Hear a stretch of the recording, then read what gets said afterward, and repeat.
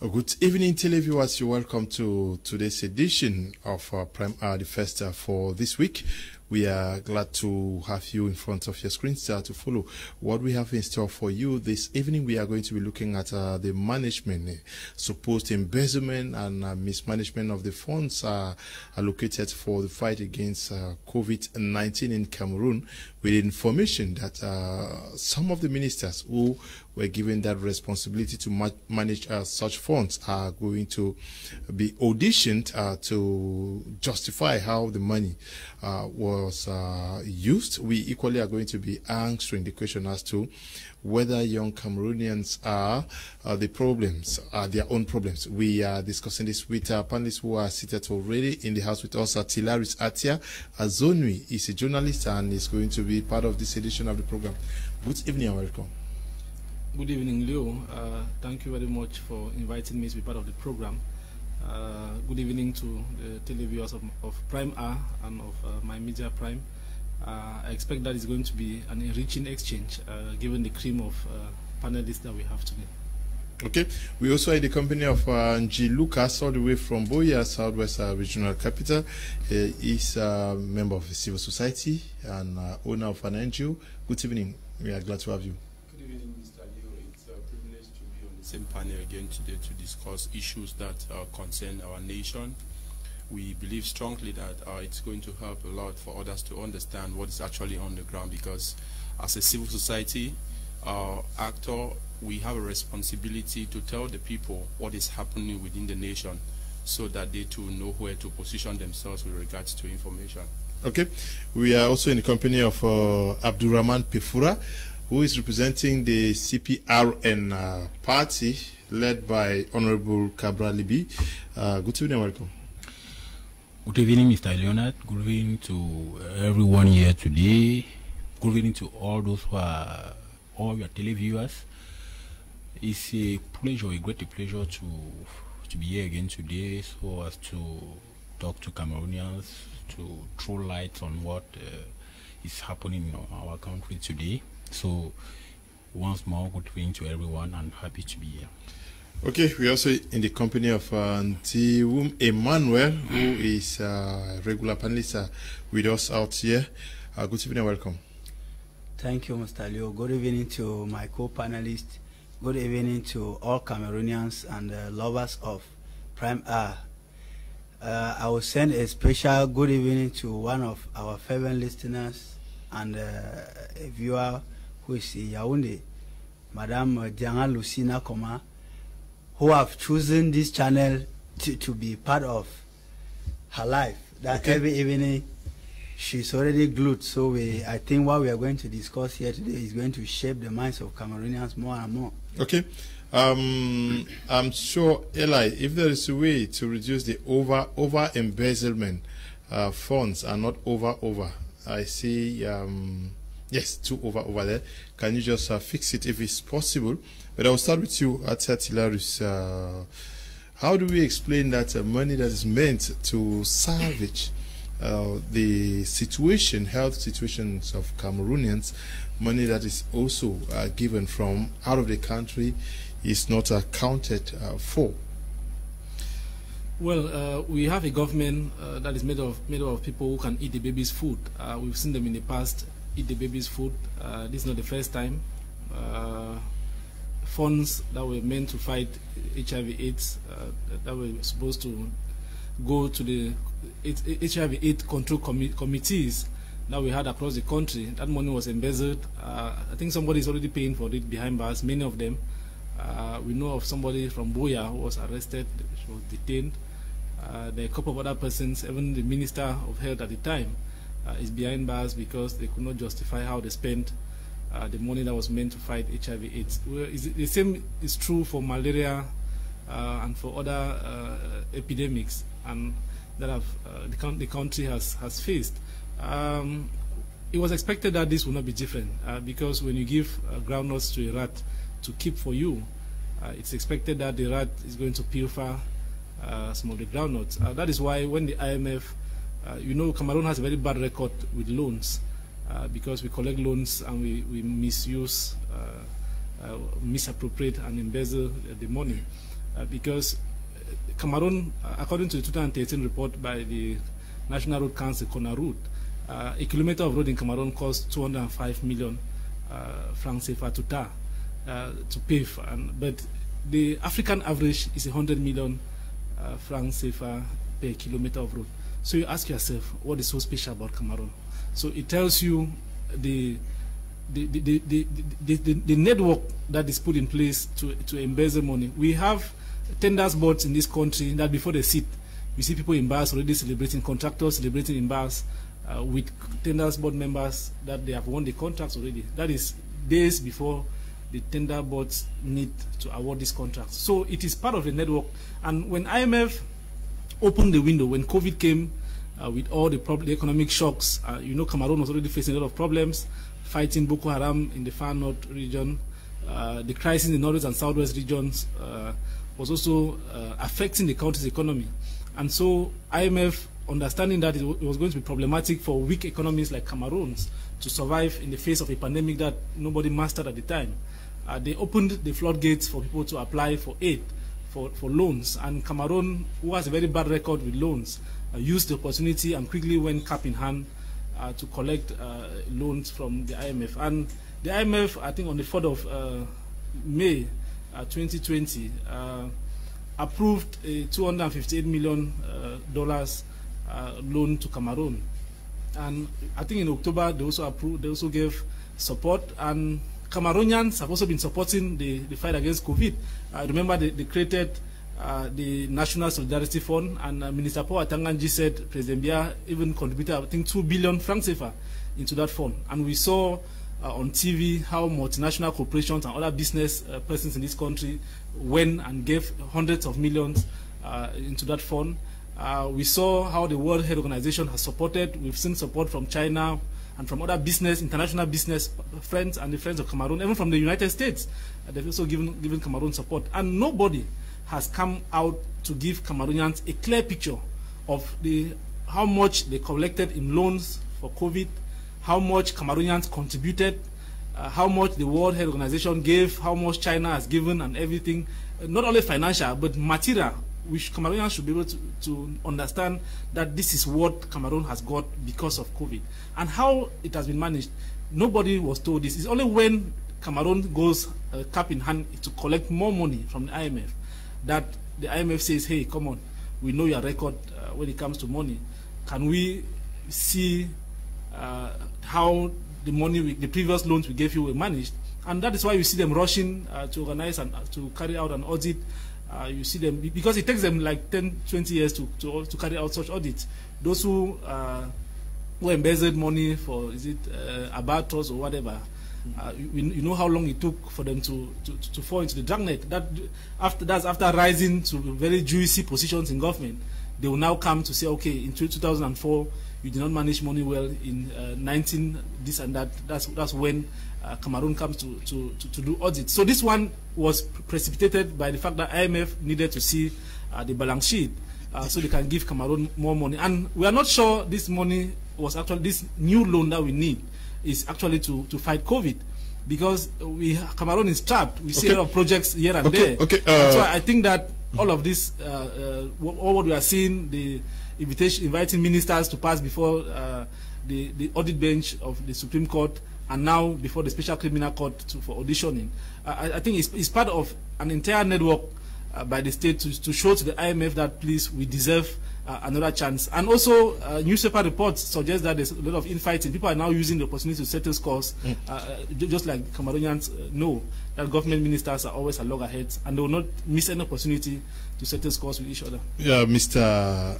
Lucas Ng, how do we explain that we saw the outcome of those who tampered with monies that was meant for the fight against HIV/AIDS, and that in 2021 we still find ourselves trying to pilfer what is given to assist those who are supposed to been affected by COVID-19, to engage activities that will prevent the greater majority of the population to be affected. The major problem in Cameroon, which I've identified within a period of time, is the issue of accountability. You know, some time ago, the president came out and said, where is the proof of what you are saying concerning some of my ministers? And this actually gave the grounds to some of the ministers to think that there is always that room for they to embezzle. Now, no matter the money and no matter the source of the money, we are talking about what happened with the funds that were given for HIV/AIDS.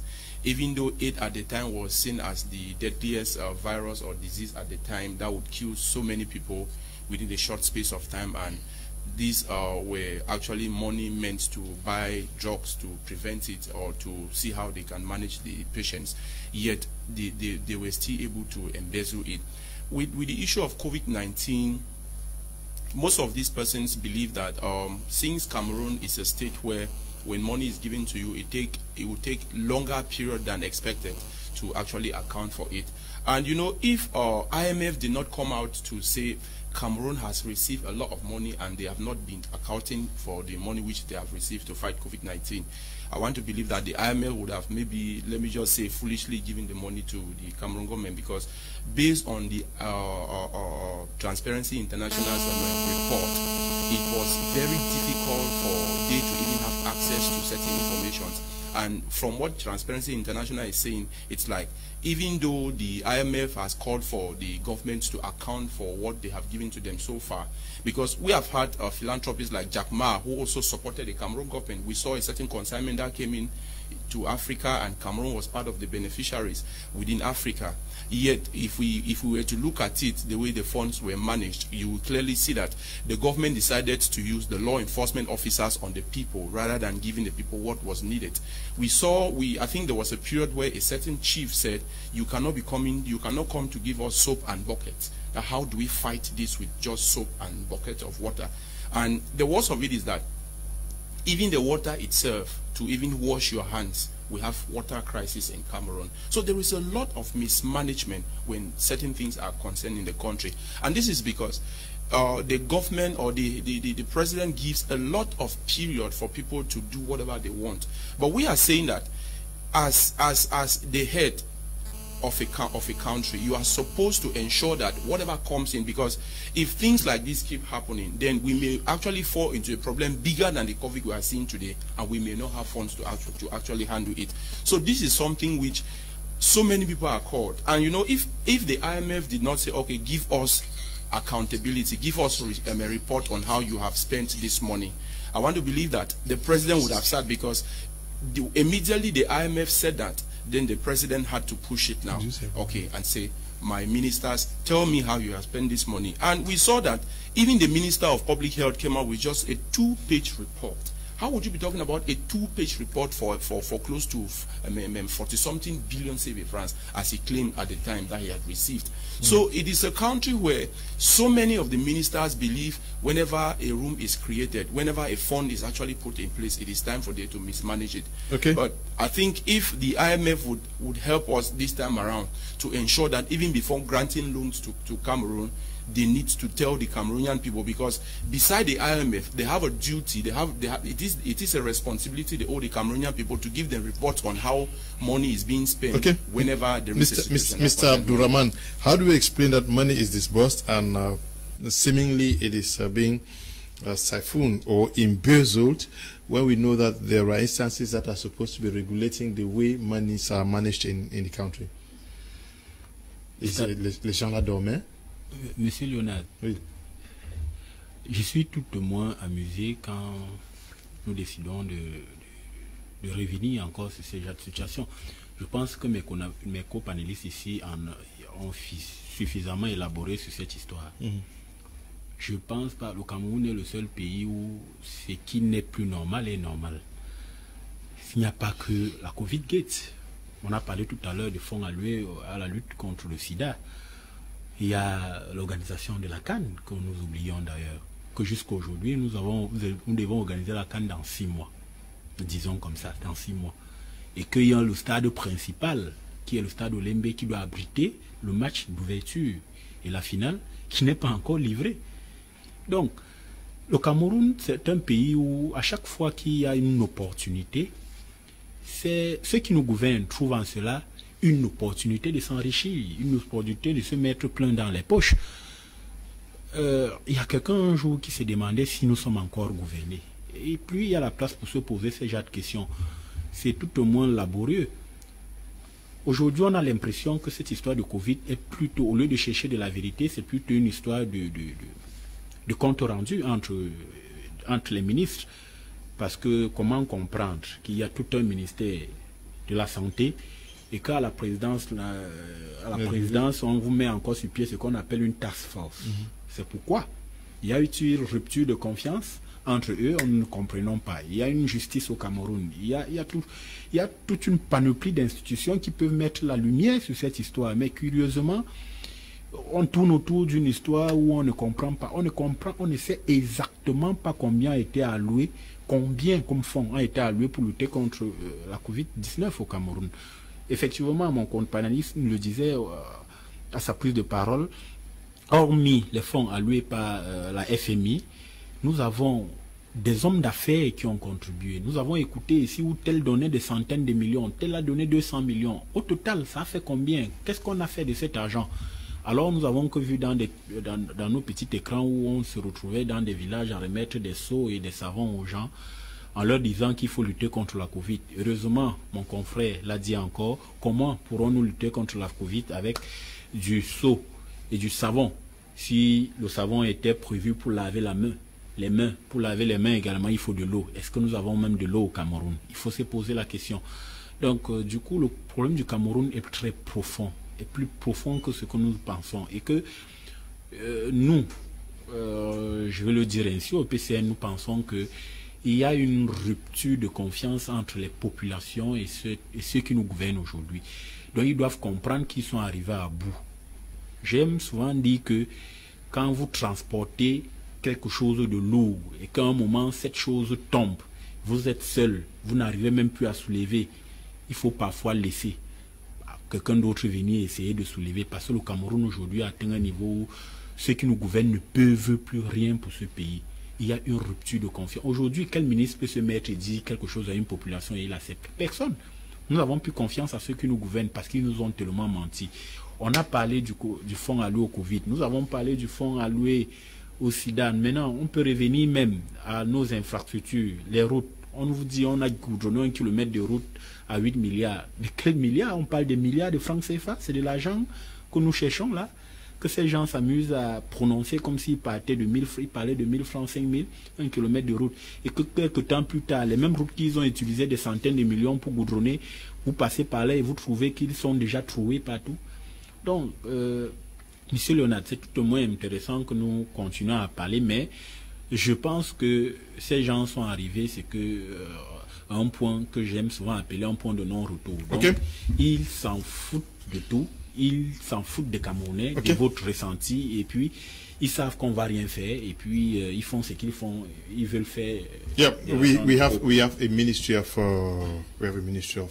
public health that is supposed to be managing all health policy issues in the nation.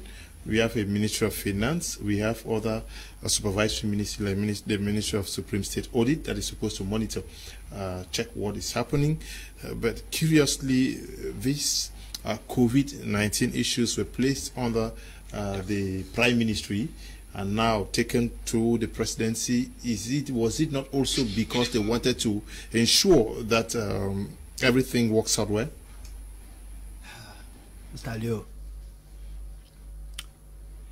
you see,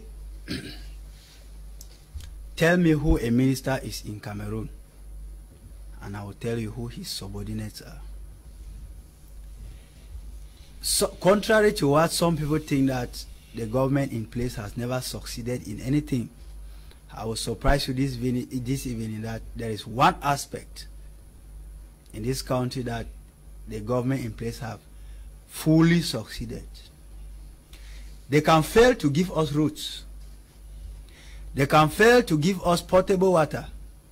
They can fail to build us schools. They can fail to give us hospitals. But they cannot fail to embezzle. So in the domain of embezzlement, this government in place has succeeded 100%. that one, it is undebatable.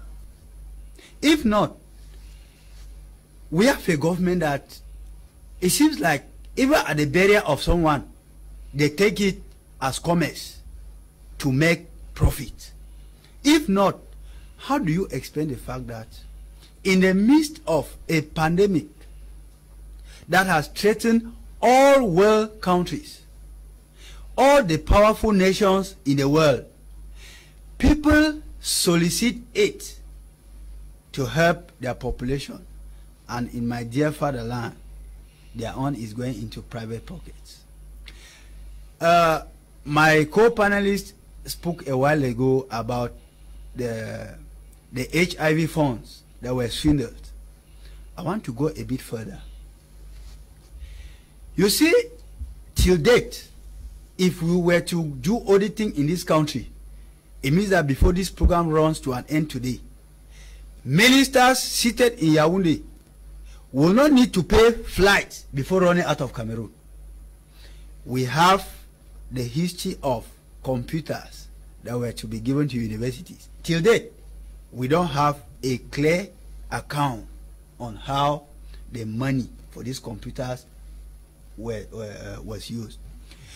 We have the plan, humanitarian plan, that was to be executed to the people of Northwest and Southwest under stress, under duress, that till date the Minister of Territorial Administration has never given an account of how this money was used.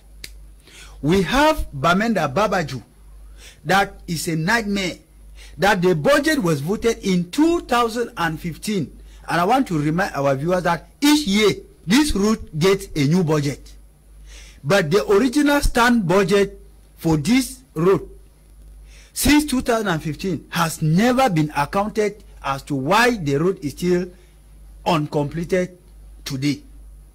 We can go on and on and on. They talked about different stadiums in the country. Just go to Omnisport here. Do you know that the Chan that just went by, that on the eve of the Chan, laborers were paid to use dig axes and wheelbarrows to work on Omnisport Stadium here, and nobody is being worried about it? Who bewitched Cameroon? Sometimes I really sit at a quiet corner and ask myself, is it that God has forgotten that a nation exists as Cameroon? Because the way they are acting, no one has a conscience any longer. They see corpses of COVID everywhere. Now, we need water. There is no water. You are in Douala, you can testify. And people have been comfortably seated on this money that was designed to help people during a pandemic. And the worst part of it, Mr. Leo, is that if you see the way these people spend this money, you have every reason to define them as state terrorists in this country. No, you see, I met a situation at wrong point where you spend time with them. Listen, we are living with them. They are not far from us.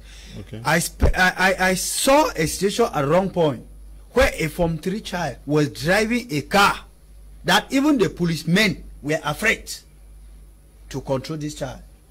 When they were speaking to him, he was just looking at them like this and smiling. At one point, one policeman whispered that, let's party. Let's separate and find a problem. You see, these people, one, if this money was stolen and been invested even in their villages or in Cameroon, it would have been better. How do we define witchcraft again in this country? Okay. When money is stolen and the leaders locked in one particular room or sent out of the country, that's capital flight, that has no economic impact back in our country. Okay. Atatilaris, he raised the issue of accountability. Hardly have we seen monies that are disbursed for specific purposes accounted for. Yeah, it's true that they are agreed at the National Assembly, but wouldn't it also be interesting that either quarterly or annually, some ministers also explain to the Cameroonians that I received so amount, and this is what we are doing. Leo, and that's the problem I see we have in Cameroon. Nobody is accountable to anybody. They are above, the government is above the social contract. They don't feel that they owe Cameroonians anything. It's even worse with ministers because they don't have a mandate from the people. What they enjoy is delegated mandate that was given to the head of state. And because the head of state constitutionally has the right to appoint to civil and military positions, he appoints them, and most often among his friends and those he knows. Because I'm not sure they can appoint Atia. The head of state does not know me, so he will not appoint me. So they appoint their friends and those who are close, and they come on board. And since they feel that it's a favor, or that President Biya knows them, they manage the country with impunity. You can imagine that I'm not sure any parliamentarian has been able to see the accounts of any ministry, how they spent money, even for this COVID. Because the only thing they go, when ministers go to parliament, they'll ask you a question.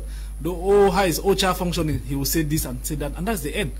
We do have, Cameroonians have never been privy to know how the finances of the country are managed. If the Cameroon government was not requesting extra money from the IMF, this audit would not have been done at this time. I'm not sure. And Leo, Cameroon had received 258 million in May 2020. And in October, Cameroon applied for more money, that they needed $285 million US, because families were suffering, the economy was down, they need to support the economy. And the IMF gave Cameroon $158 million US from the 825 they applied for. And now Cameroon went back that the $669 million US that is left, they needed more money from the IMF. And the IMF said, no, let's have a report of how the previous two were spent. And government was babbling. And before that, there was a report by the Transparency International and Human Rights Watch, where they had to investigate how this money was managed. And it showed that the government departments were not collaborative enough. Nobody wanted to give information as to how their respective ministries managed the funds. You remember when, let me just divert a little, when the vaccine issue came up, we had jokes on social media where people were saying that they cannot take vaccines without eating. That the rice, the OCHA rice, the famous OCHA rice, should be shared so that the population, they should see the population receiving the rice, and so they can eat and be able to take vaccines, because people don't normally take medicines when they are hungry. And till date, we were told that this rice or whatever was shared to regional governors to be given to the population. To this day, I don't know if somebody saw regional governors going house to house sharing the rice, or even giving it to anybody in the regions. If they saw it, then fine, but I've not seen. So it means there is no accountability. So when the Transparency International and Human Rights Watch pointed the torch on the COVID situation in Cameroon, they saw that medical doctors were complaining that even thermometers were in short supply. The face mask and the protective glasses that medical personnel are supposed to use to fight COVID were absent. The treatment centers and the testing centers were ill-equipped. There were moments where people said the reagents and other things were in short supply. Government quickly came to say, oh, that was not the situation. And we remember that a certain director of a hemodialysis center in Bamenda had claimed that machines were working and everything was, the regional delegate, when the director said things were broken down, the regional delegate came out to say, no, everything was okay, the center was functional, and that the minister even said equipment were going to be sent overnight and they will be there the next day. But it took about a week or more for those machines to be put there. So when the Transparency International and Human Rights Watch said there were no masks, there were no thermometers in the treatment centers, there were no disinfectants, and medicine to be used in the treatment and testing centers, the ministers came out to say no, the reports were false and all of that. And this is what has influenced the audit. Because how come 180 billion was given out to government departments and even their regional structures, external services in the region? Because some governors will also be auditioned there, because people see it as something limited to Yaoundé. No, we have some governors that received funding to fight against COVID, and they will also be auditioned. And we remember that treatment centers were constructed in some stadia in the country, and these stadia were supposed to host the CHAN. And even before the construction was over, the Minister of Sports and Physical Education was asking that, no, we want to use these sports facilities for the CHAN. And these things that were constructed with millions of francs CFA from apparently the IMF loan were destroyed overnight because they had to be used to play football. So is this not mismanagement? Was it not a foolhardy venture to go, when Cameroon had been awarded the rights to host a competition and everybody knew the date of the hosting, you go and construct some other facilities on those stadiums, when there are so many hospitals in the regions that are begging for renovation, for equipment that could have been equipped, renovated and used. Like I even said that the money that was spent to quarantine people in 5-star hotels was unnecessary, that they would have taken the money and quarantine these people in dormitory schools. You negotiate with mission schools that had dormitories, because at the time schools had been shut down, and government should have used these dormitories to quarantine those who were coming into the country at the time to observe them of COVID-19. But because as it is chop a chop in the country, those who have friends who own 5-star hotels and all of that, they negotiated, and apparently you lodge these people there under quarantine measures, and when the money comes, they share the booty. It is very possible, because I don't see the rationale why we can have other facilities to quarantine people. They preferred to use 5-star hotels, and all of us know how expensive these things are. So it was seen as a chopping arrangement, and nobody knew that the audit was going to come this fast. The creation of the task force to manage activities, COVID-19 activities, that was taken from the Prime Ministry to the Presidency, was it also because of the identification of the leakages along the expenditure line for COVID-19? Yeah. Now, the Presidency believes that the Prime Ministry could not actually give them the proper report on the spendings. You remember when the Minister Manawuda Malachi said he has received just about 41 billion out of the total amount, and it was only obvious that he is answering to the Prime Minister, but the Prime Minister is not actually the person in charge. Now, when it comes to this money... What do you mean by the Prime Minister is not the person in charge? Now, the Prime Minister is not actually the person in charge. We could see it from the decision taken by Ferdinand Gongo, who says this is actually... Now, according to what the decree or what he says, Ferdinand Gongo says he is actually writing on behalf of the head of state to withdraw this money from the Prime Ministry to the Presidency. Now, the big question is, the Presidency has every department like we have it in different ministries. They have representatives, no doubt.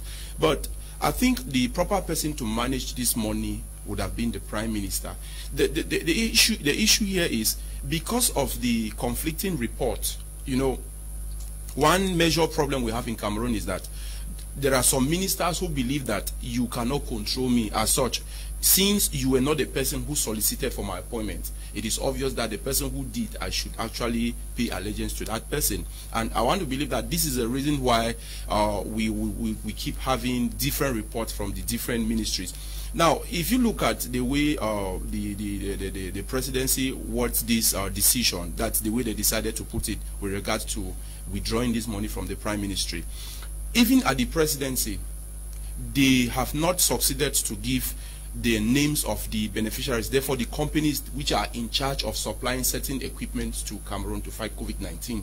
Up to date, they have not told the IMF which companies are involved. So why are they obscuring that particular information?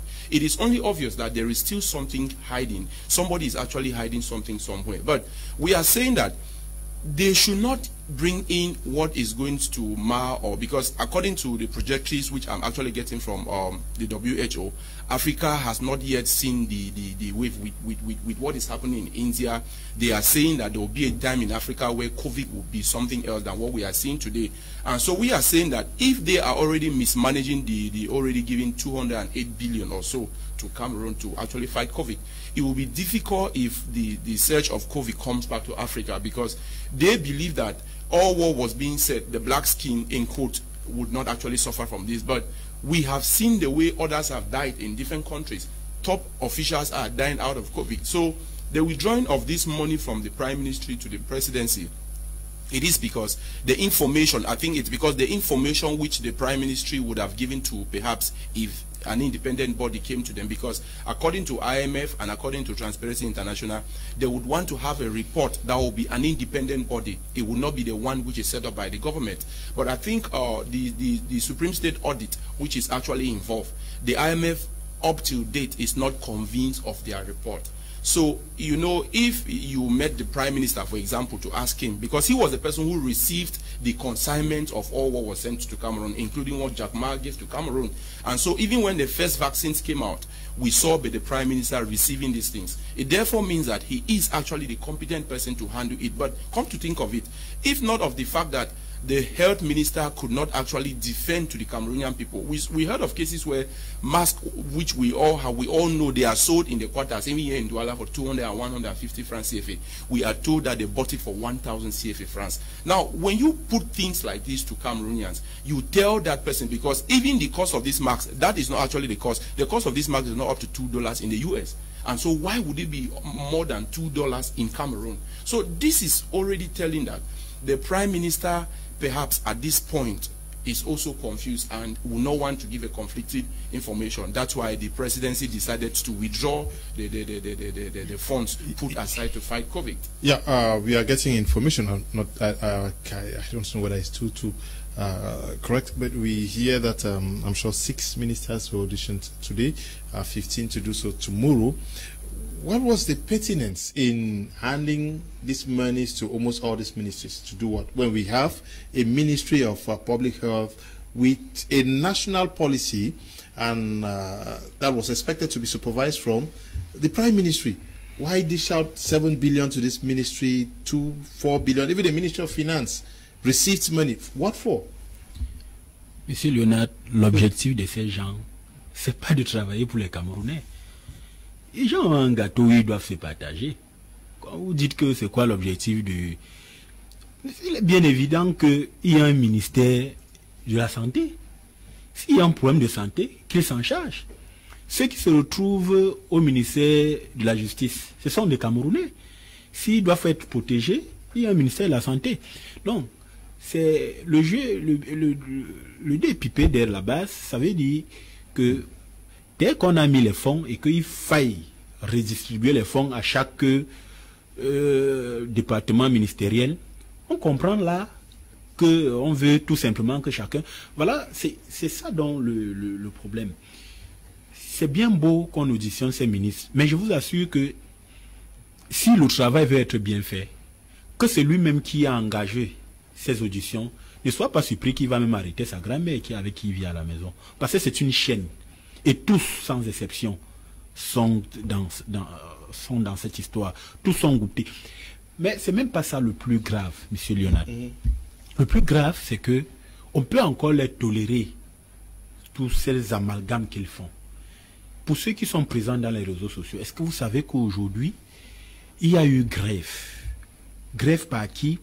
Le personnel du laboratoire national. Le personnel du laboratoire national en charge de contrôle des médicaments et d'expertise ont grévé. Pourquoi ils grèvent? Ça fait 4 mois qu'ils ne sont pas payés. Donc ceux qui sont chargés de contrôler les médicaments que les Camerounais prennent, ils ne les ont pas payés, ça fait 4 mois. Et ce n'est pas la première fois. À chaque fois ils grèvent, pour qu'on les paye, il faille qu'ils grèvent. Vous pensez que c'est comme ça qu'on va gouverner un État? C'est comme ça qu'on va progresser? Pour qu'on donne ton argent, il faut que tu te fâches. Ça, ce n'est même pas le plus pire. Ils vous font comprendre, parce qu'il faudrait qu'on, je le dis ici aujourd'hui, immédiatement, dès qu'ils ont commencé la grève, l'honorable Cabral Libi s'est retrouvé avec eux pour les écouter. Mais ils vous font comprendre que ça fait 5 ans qu'ils ne contrôlent rien comme médicament qui entre au Cameroun. J'ai dit ça fait 5 ans. Donc les médicaments que nous prenons n'ont subi aucun contrôle de ce laboratoire. Pourtant, ils ont un laboratoire bien équipé. Ils disent, cet laboratoire d'expertise, ils vous disent qu'ils ne contrôlent plus rien. Voilà pourquoi on s'en fout même d'eux. On a même l'impression qu'on les donne juste l'argent pour rien. Voilà pourquoi parfois on décide de ne pas leur donner. Cette institution n'a pas de conseil d'administration, n'a pas de président de conseil d'administration. Tu comprends cette ambiguïté juridico-administrative. Donc quand ils veulent contourner pour bouffer de l'argent, ils ont des mécanismes par lesquels ils vont échapper. Donc ce n'est plus quelque chose qui va nous surprendre, nous les Camerounais. Donc, ces gens ont atteint un point de non-retour. Nous leur demandons tout simplement, très sagement, qu'ils comprennent qu'ils ont amené le Cameroun au bout du tunnel. Et qu'il est temps que nous, Camerounais, nous nous relevons et qu'on ne peut plus le faire avec eux. À un moment donné... Après le but du tunnel, il y a la lumière, non? Non, oui. La lumière, donc, ce n'est plus eux qui peuvent nous apporter la lumière. La lumière, c'est autre personne. Qu'ils nous permettent donc de découvrir la lumière après le bout du tunnel, qui sera fait avec des autres. La lumière vient d'où? It can be light from the train. You can be coming out of the tunnel and the train is coming to your direction. So it will cross you. So you may be seeing the light, but it's a light that will cross you. But what is important in this matter is that it's not those who are governing us now that can change the situation of Cameroonians. They should know about that. Okay. Tabot Machiavelli watching from Yaoundé says, greetings to the panelists and lovers of Prime R. The reason corruption still goes unchecked in this country is just because there is no separation of power, and more so the law exempts some class of people who matter in society. Good evening to you, Tabot. Okay. This one says, I just want out which law will the government use to prosecute these ministers? Who is investigating them? I suggest that reputable lawyers be brought in to ask questions to these ministers in question. My worry is that Cameroonians are involved. IMF should send a team for his findings. My opinion. Okay, good evening to you, my brother Gobina Simon, watching us from Boya.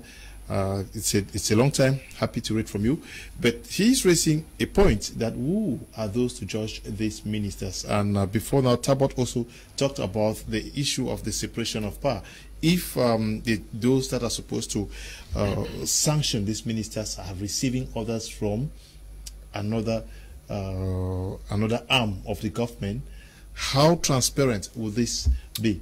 I think I must be honest enough to appreciate that point raised by our able televiewers. You see, it's a problem, like he said, it's a chain. Those who are claiming that they are there to govern us, I am not sure that some of these ministers, if you ask them this evening what is in their plan of action to do in the office tomorrow, they will tell you. To be very sincere with you, I am one of the Cameroonians who believe that most of these ministers are there at the disservice of Cameroonians and not at the service of Cameroonians, because there's a lot of administrative cacophony in this country. Nobody knows who controls whom. For example, you were talking, you asked a very pertinent question a while ago about why the decision for the account to come from the Prime Minister office later shifted back to the presidency. And it is very simple, because in actual fact we have only one arm of government. People should not be fooled to say that we have three arms of government. No, we have one arm of government in Cameroon, which is the executive. Embezzlement begins from the executive. Investigation begins from the executive, and then execution ends back at the executive. And that is why we see absolutely zero result, because there's a common proverb: you cannot set a thief to catch a thief. Those who are there claiming that they want to investigate others, there are skeletons in their cupboards, Mr. Leo. There is no way for them to come out clear, and you'll discover that, like the Francophones will say, à la tête, ils sont à la tête chercheurs. At the end of this investigation, they will see who was disturbing and was not really obeying their party discipline well, and that person will go down for it. It will not only be an affair of COVID, it will be score settling. So to speak, nothing concretely is being done. And if not of the IMF pressure, I bet you in 30 years, this audit will never take place. So, to sum it all, nobody actually knows what he is supposed to do. And I think it is time for these people to use wisdom and wit to believe that when a bag becomes so heavy on your head, you look for somebody that can help you and then you put it down, you go in peace. These people are not at our service, they are at our disservice. No minister. Before I give back the microphone to you, there was a time I said here that if you want to know whether these ministers are keeping Cameroon and Cameroonians first, or they are keeping themselves and the egocentricity first, just ask some of these Cameroonians to state the national emblems of Cameroon. Start with the national anthem. I am telling you for sure, 60% of them cannot sing the national anthem of Cameroon. Because if 60% of them were abreast and could sing the national anthem of Cameroon, Mr. Leo, take the lyrics, study it and what it is really saying, all this embezzlement would not have been a tradition to them. You see, all of them almost have, they have failed in every domain, but all of them have PhDs in embezzlement. And so I think we cannot continue like that. Okay. Cameroonians are wallowing, they are wailing in their penury, while few individuals are taking the country hostage in the name of minister. Somebody asked which law is going to be used to punish them. We have the penal code that was revised in 2016 that is going to punish them, and they have not been taken to the ordinary courts, because we are talking about whooping sums of money in billions, because above 5 million it is a superior court, like the Special Criminal Court, and that is why it's the Special Criminal Court. And just to say that the audit bench of the Supreme Court carried out the audit of these funds, and their report was sent to the Presidency of the Republic in March 2021. And after that, the President of the Republic ordered the Minister of Justice to carry out a judicial inquiry.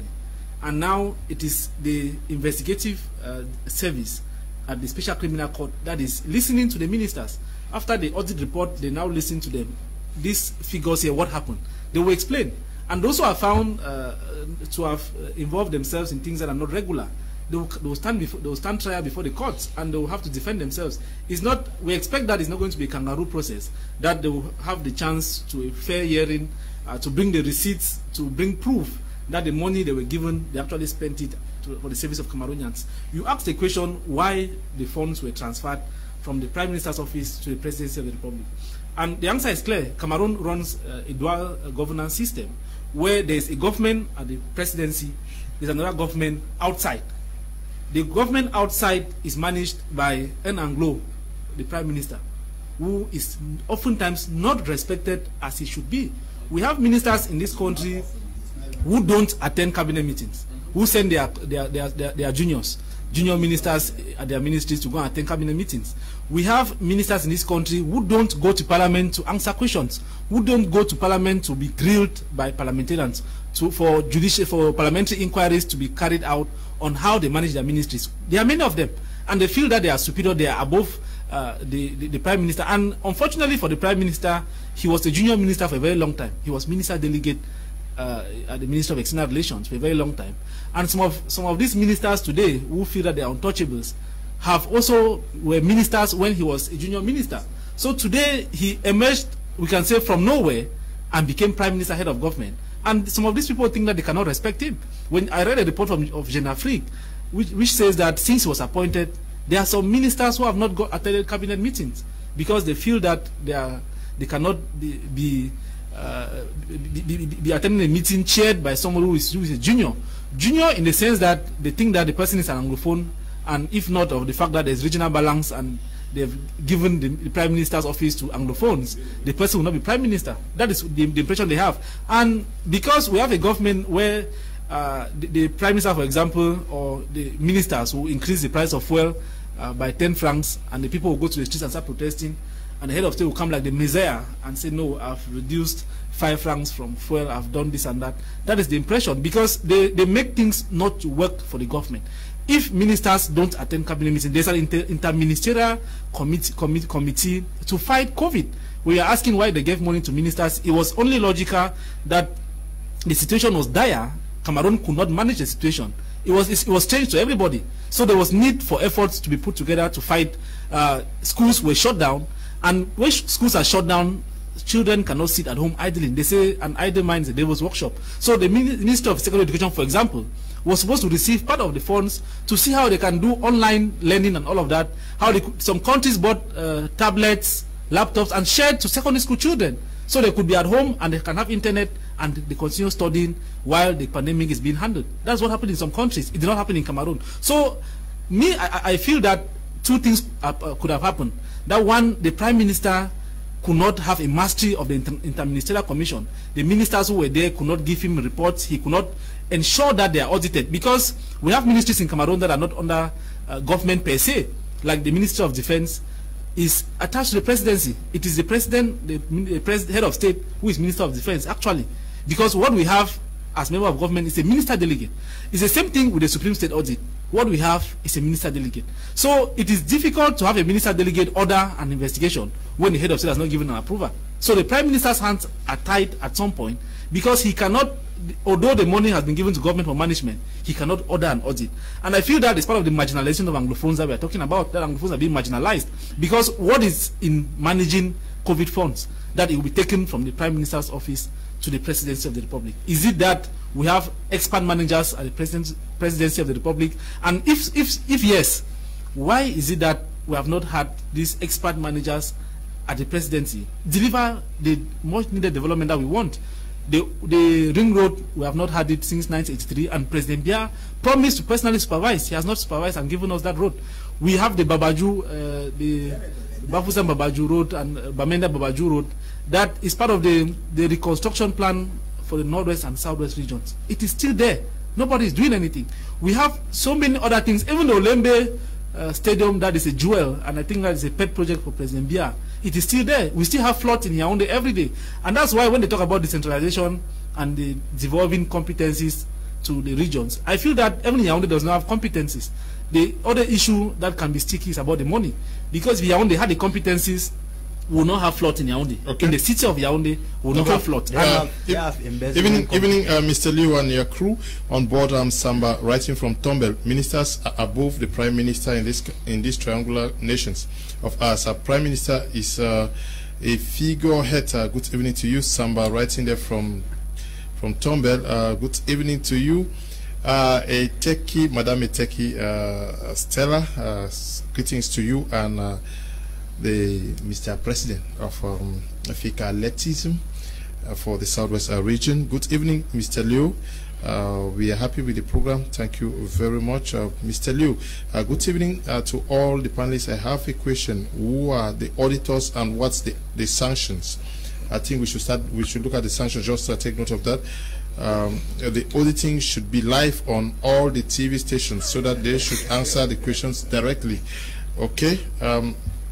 Herbert, writing from Bamenda, said yesterday was this and that. Today it is embezzlement of COVID money. Tomorrow it will be this and that. The embezzlement continues. There will be no change with the present regime. Herbert, writing from Bamenda. Good evening, Mr. Kum, and special greetings to my friend, Mr. Ndiwum. I can fervently and vehemently say that the youth are responsible for their problems. Okay, you're already answering our second topic for tonight. Good evening to you, Mr. Liu. I love your program. I wish Mr. Acho Julius was in the studio to defend the ministers. It's Elvis Brown, writing from Shell, New Bell. Okay, unfortunately, he's not there. Good evening, Mr. Liu, and to all of you in the studio following the program. Daisy is writing from Kumba. Good evening to you, Daisy. Mr. Liu and members of the panel, please, I wish to know if the said money was given as a dash or loan.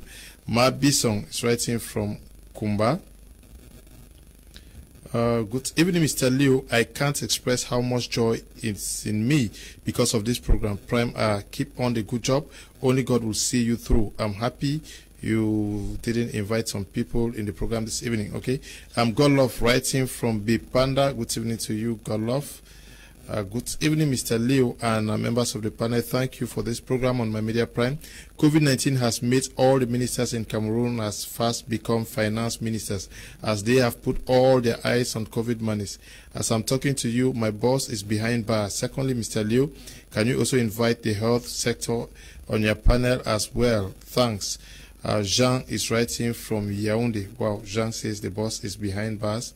Yes, I'm sure many more persons may join him if they cannot account for the money. Good evening to all the panelists. If the government can't protect its citizens from COVID-19 pandemic, how you want same citizens to believe that COVID-19 is real? Valerie is writing from mile 16. Now, yes, auditionings are going on, but if at all these persons, ministers, are found guilty, should they just be sent to Kondengiro? They are sacked? Should they even be auditioning them in office?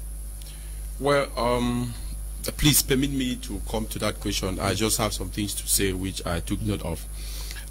Actually, you had asked a question also concerning why the money was given to other ministries. I think Mr. Atiat-Tilaro. Yeah, so many ministries. Yes, Mr. Atiat-Tilaro said a lot on that. I just want to add by saying that IMF did not conceive this idea to give this money, or Cameroon did not apply just to fight COVID. Cameroon applied for money to actually see how to manage the economy also of the country. And we have several sectors which within the nation which were actually affected a lot at the beginning of this pandemic, especially when it had to hit hard on the economy. That's why other ministries were brought in to manage that.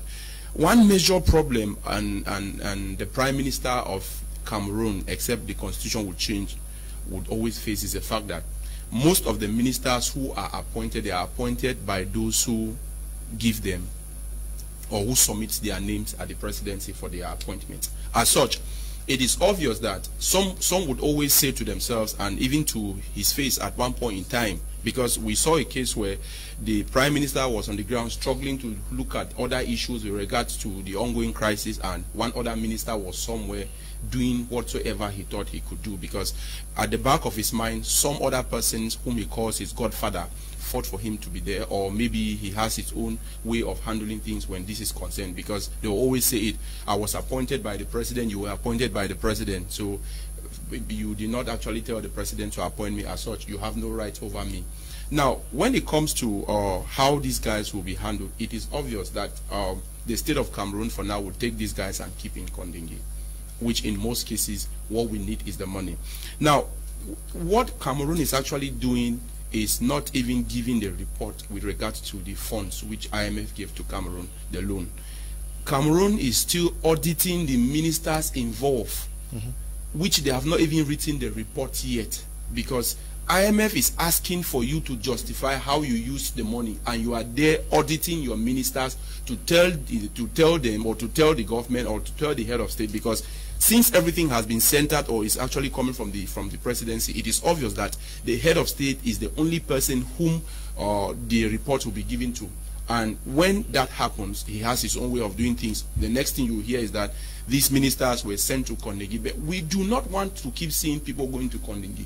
What we want is the funds, because these are loans which the government goes for, and the burden comes back to the people. We bear the burden of this loan. And until the government will understand that this is not money which is given to Cameroon as dash, as we commonly put it. This is actually a loan we go in for. Take the case of the PB.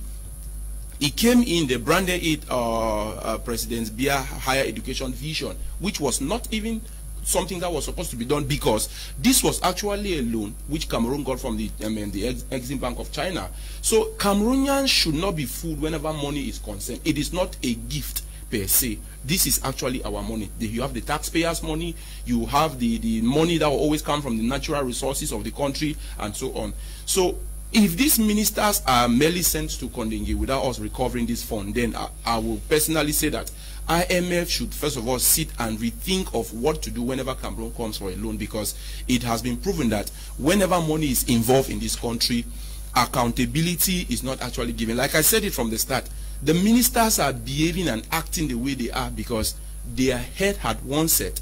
Where is the proof of the embezzlement you are talking about? So especially those who are involved, those who have a fine relationship with him, they believe that they are going to be protected. And I think this is time for Cameroonians, the people, to come out and call on the government to give us a report on how this money was spent even before giving to IMF, because we are the ones that will bear the burden to repay this loan to IMF, not just some of these ministers who have already embezzled.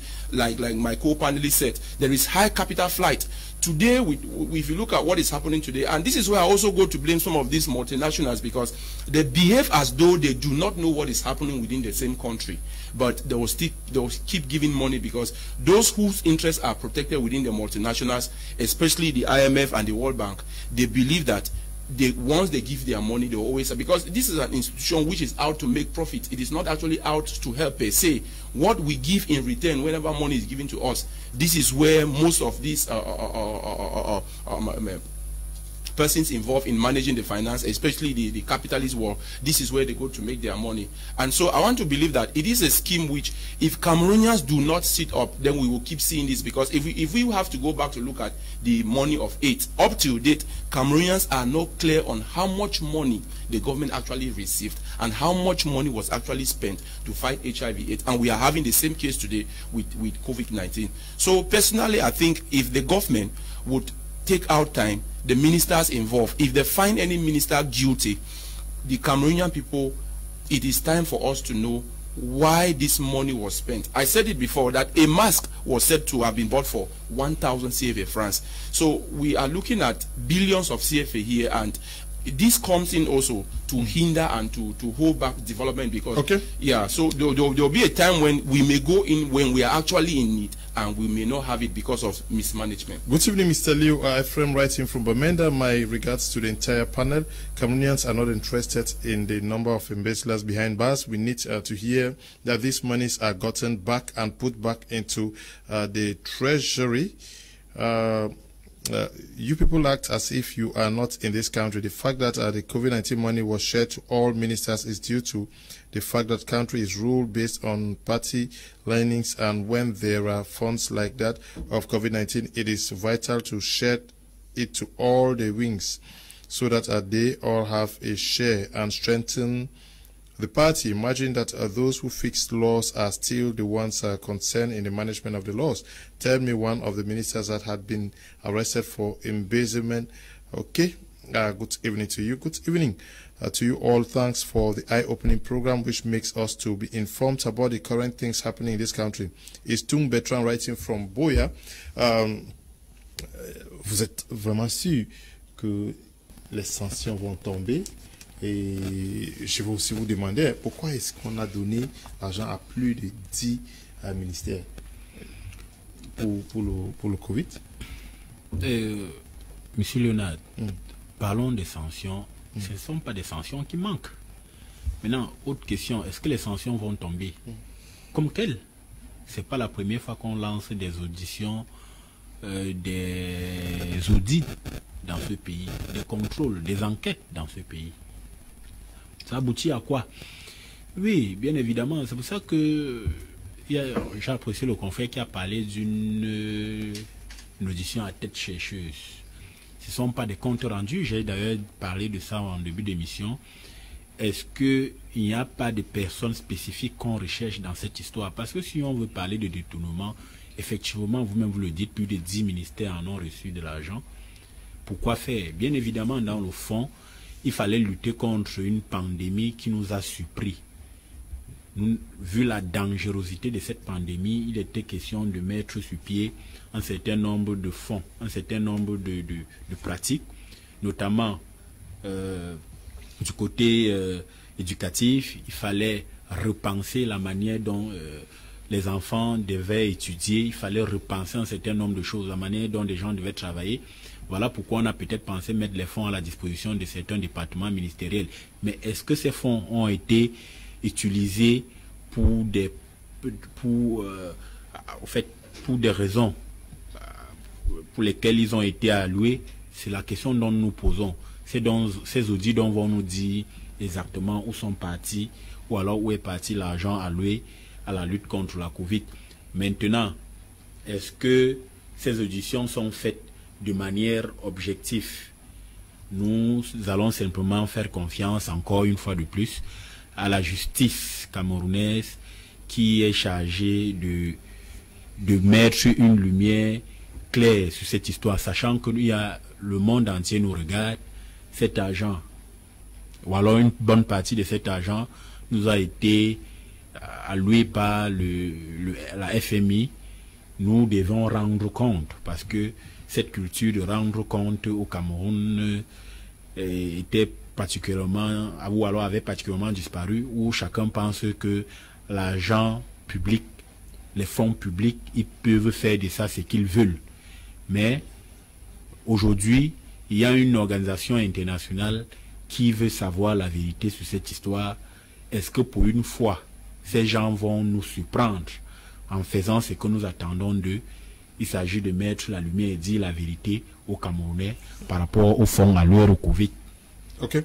What is important with finance is accountability. Once accountability is lacking, then openings of frauds are inevitable. The debts taken are a future burden of the youth, and if we don't call them to order now, we may end up being used as collateral to pay the future debts of our dying politicians. Mr. Liu, we need the money, not people behind bars. Putting them behind bars without taking the money from them will not help us. Okay, Valerie, Stefan Mwambo, who was supposed to be part of this program, says, good evening to everyone on the panel. Mr. Liu, I see no crime for the PM to be summoned to answer questions with regards to the alleged embezzlement of COVID-19 funds. After all, he was at the head of the Interministerial Committee to fight COVID-19. He has no immunity and he should answer questions. However, with regards to the issue of belittling the PM, I think that it is strictly the fault of the PM.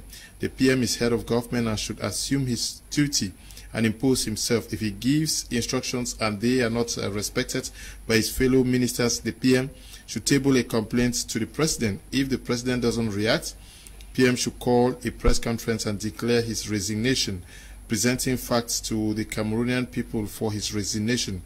Belly politics is the reason every prime minister keep complaining that they are not respected. Resign and let's see if change will not come.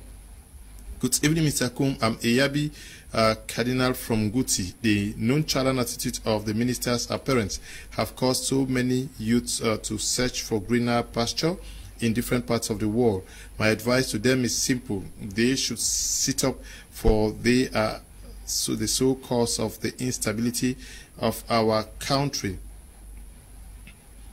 This one's can't read them. Good evening. If the ministers are guilty, they should go behind bars. Good evening, Mr. Liu. The culture of impunity in all the facets of administration is largely responsible for embezzlement in this country. Mbankwene is writing from Bomenda. The notion of impunity, how do we punish enough to deter those given the responsibility to manage government resources to do so judiciously? What should be done to deter embezzlement? Mr. Leo, the first thing is that the first problem of Cameroon is that those who know absolutely nothing are those who are put to manage everything. That's the first problem. And to go about it well, I think we have seen enough people behind the bar and the money that they stole. I even heard that in Konengi there are different departments. I think Hilarious can tell us some more about that. I think I think what should be done should not be the arrest and jailing of these. I call them state thieves because they are dealing with the taxpayers' money, using them wrongly. What the government, even though if this government, Mr. Leo, you see me, I'm tongue-tied. I'm finding it difficult to really say what I want to say because almost all of them are the same. I don't see who is pure there. But if we were to deal with the word impunity, as you have said, I would have proposed that when somebody steals money and the person is investigated, let the money be brought back to the state coffers and the person set free. I was browsing through Facebook today when I saw a message circulated about 53 cars owned by Mebengo And how many houses owned only in Cameroon and in France? 1 person. I think if those things are confiscated by the state and the money factored into the state coffers, those schools, those roads, those hospitals that we don't have, we will use this money to build those assets that we need in Cameroon. Because statistics have proven that even most of them who go to jail or to prison, their families remain behind. They live in luxury. They have stolen enough that their great-grandchildren will never suffer. But remember that this money they are stolen, sometimes money that was to be for recreational facilities in the country, the income-generating activities, of which Cameroon is indebted to be repaid. And if they are put behind bars with the money not recovered, I don't think we are doing anything. So I am humbly for the fact that catch the thief, recover what he stole, and then set him free. He will be ashamed to face even his people back in the quarter. Okay, that will be severe enough to deter others from stealing money. Okay, good evening, my man Atie. The ministers have used this money to build houses and buy cars for their girlfriends abroad. Okay, good evening, Mr. Liu. I wonder if a minister will really investigate his colleagues like the Minister of Justice. It's just a waste of time and nothing will happen. K. Ferdinand is writing from Bamenda. Good evening to you, K. Ferdinand.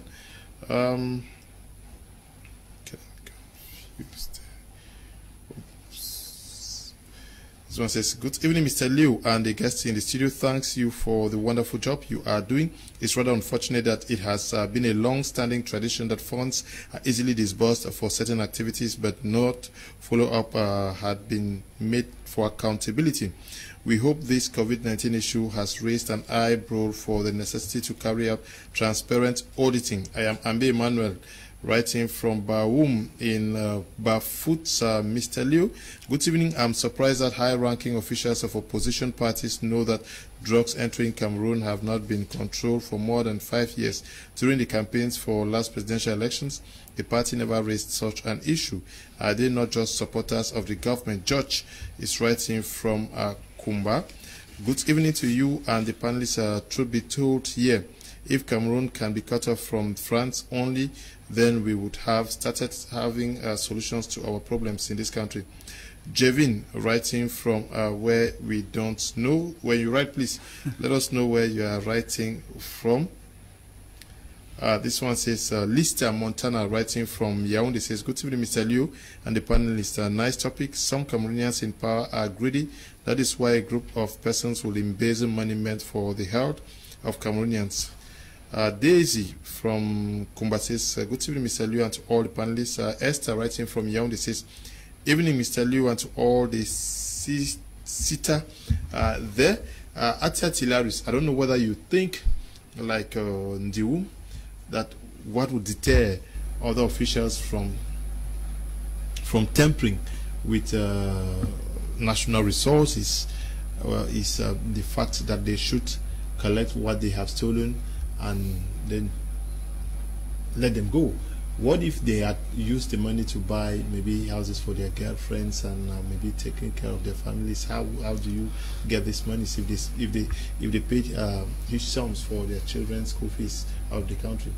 Well, I jokingly said some time ago that those who embezzle 5 million and above should be taken, for example, to the Olembe Stadium, and Cameroonians are invited for a public flogging ceremony, where CRTV and other state media like My Media Prime are going to beam the images live, how those who have embezzled and found guilty by a court are stripped naked in a stadium and beaten, and every Cameroonian can take turns to beat them up.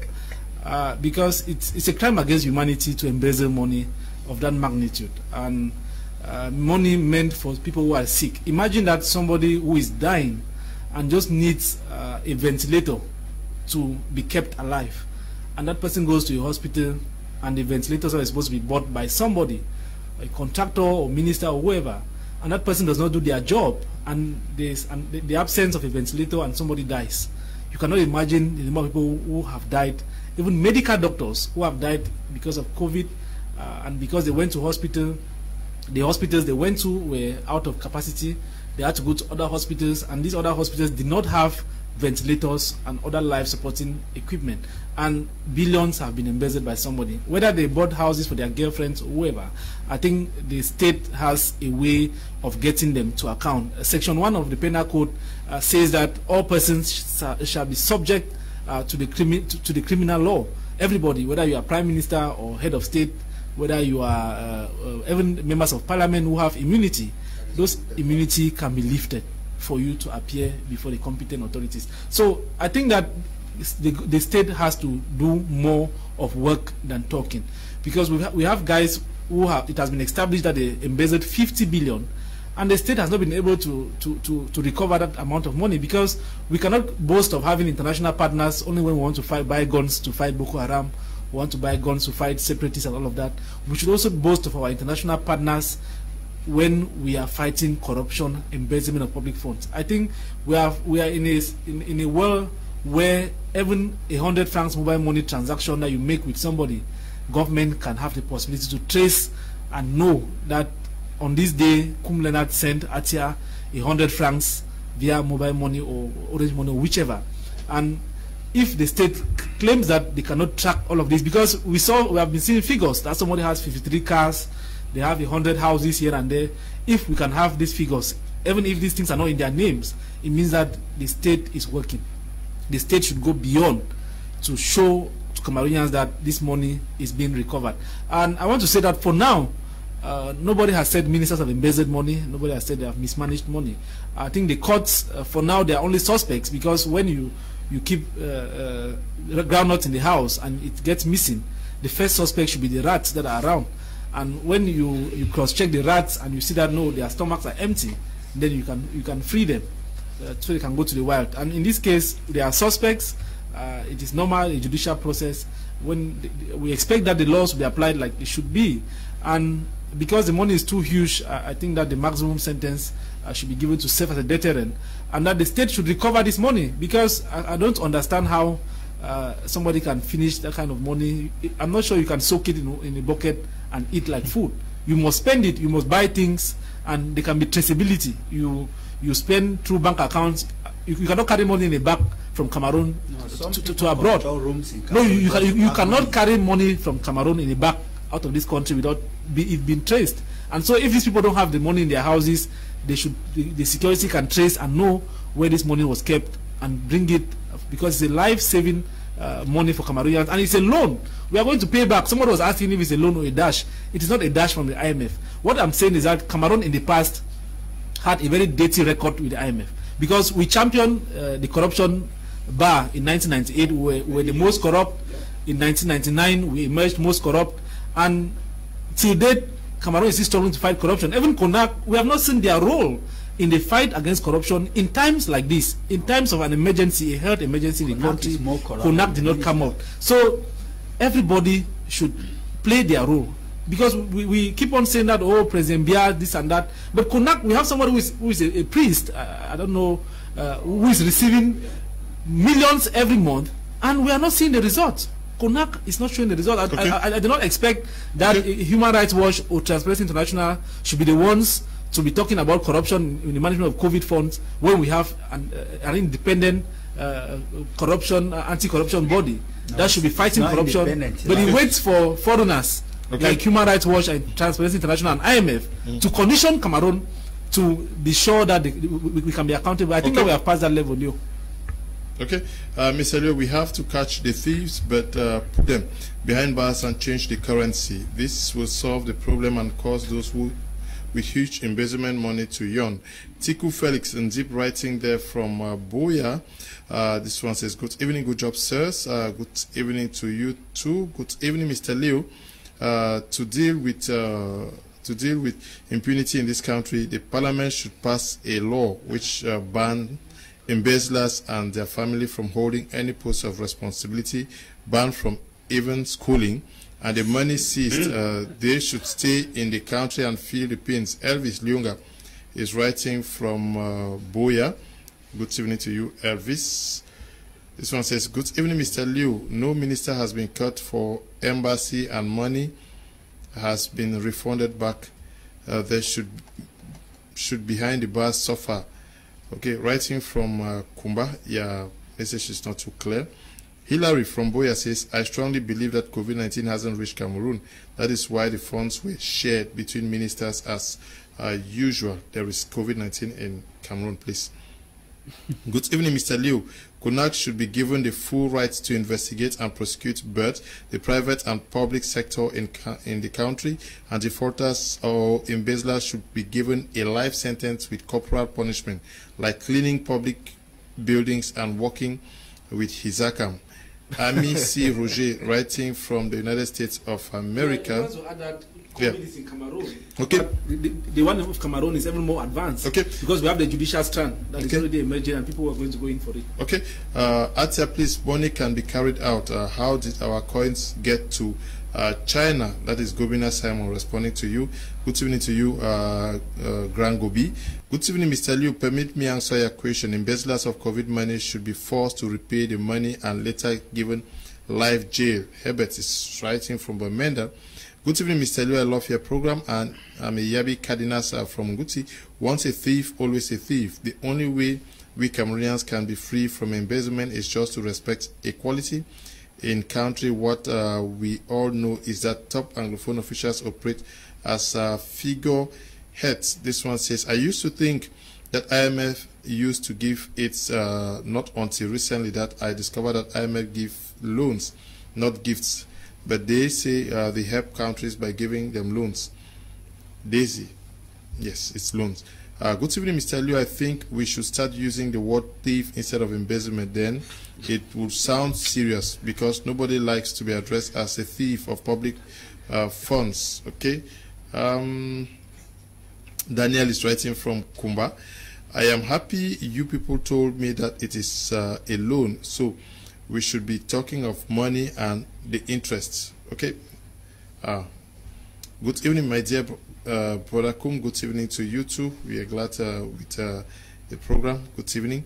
Hello, Mr. Liu. This is Kadiri from Greek Cyprus. Those who steal money meant to save lives, such as constructing good roads and hospitals, are the highest killers in our country. These ministers are rotten right into the inner core, in such that they have no shame to steal money meant to save lives. Okay, we are going to take a short break. When we come back, we discuss on our second topic for tonight. Hey, Mr. Liu,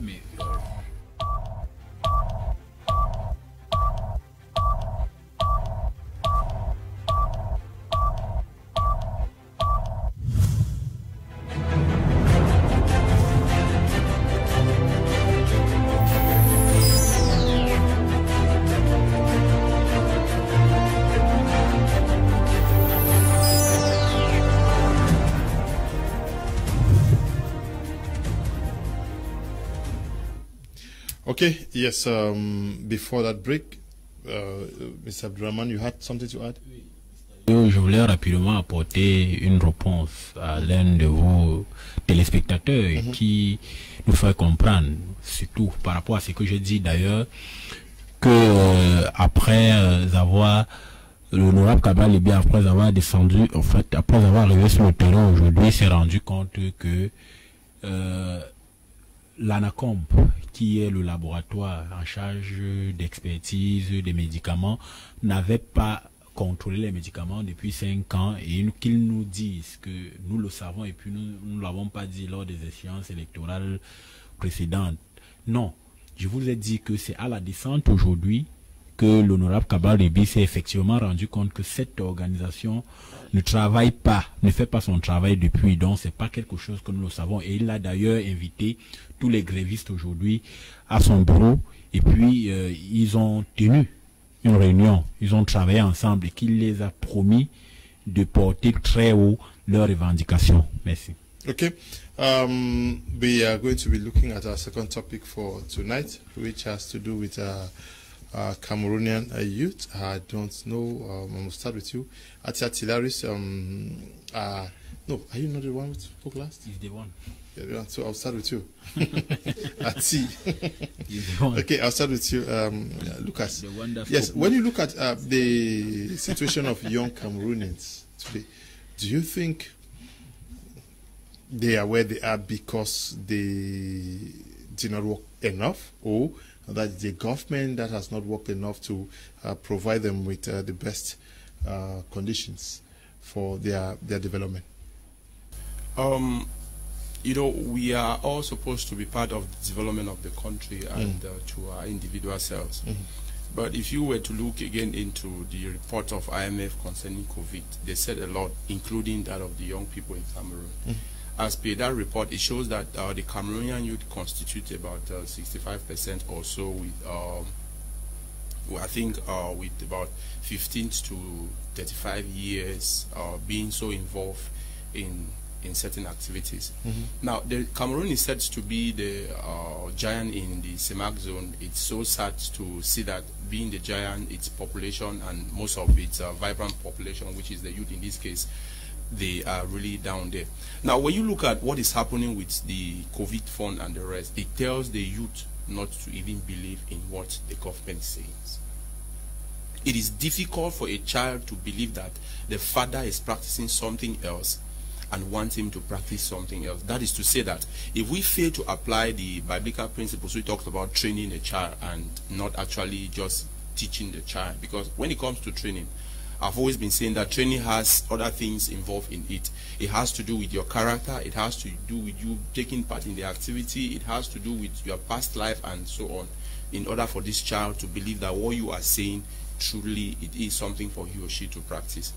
But though we tend to believe that most of the young people in Cameroon are into what they are into today because of the fact that the government is not doing what the government ought to be doing, I would also say that the youth should not dwell on that to determine their life, because once you have had a failed father, which in most cases we are seeing it in Cameroon, once you have had a failed father already and you have the understanding to start your life or to start rebuilding on the good principles, there is no need for you to hold back and say, because of what my father did or because of what my father did not do, I am where I am today. Truly, most young people in Cameroon, even when it comes to issues of election, which is the worst in the country, because the youth are not even involved in partisan politics in Cameroon, and this is caused by most of the politicians in place and most of the old people in place because of what they are doing.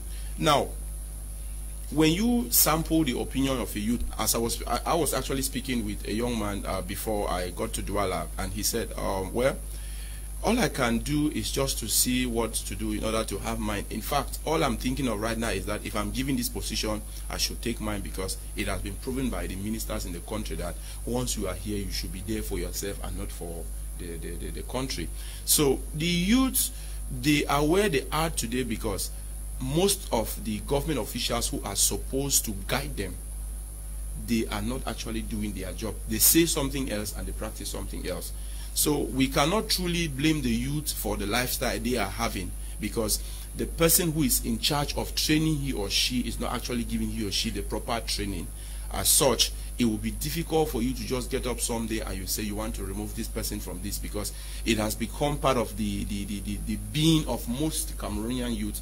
And the worst of it today is the issue of every young person who wants to, most of the young people you see today, they want to just get up tomorrow and drive a big car and rent a very big apartment and maybe build a very big house, and they think that it is the duty of the parents who have failed. So some will tell you that they are struggling to recover from the money which was stolen from Africa in some time past, because they think this money was not actually meant for them. So it is really a problem, but the major cause of this problem is the lifestyle of those who are in charge of managing these young people. Okay. Good job, sir. From Santa, your programs are very educative. I watch only this channel to get good and first-hand information in Cameroon. Just to appreciate you personally. Thank you very much. Yes, you're also encouraging us to do the job better. We are glad. Gawa Fashion, my friend from Kumba, says, good evening, Mr. Liu, and to all the panelists in the studio. I believe the Prime Minister is the head of government, so why is it that instructions have to come from the Secretary of State at the Presidency?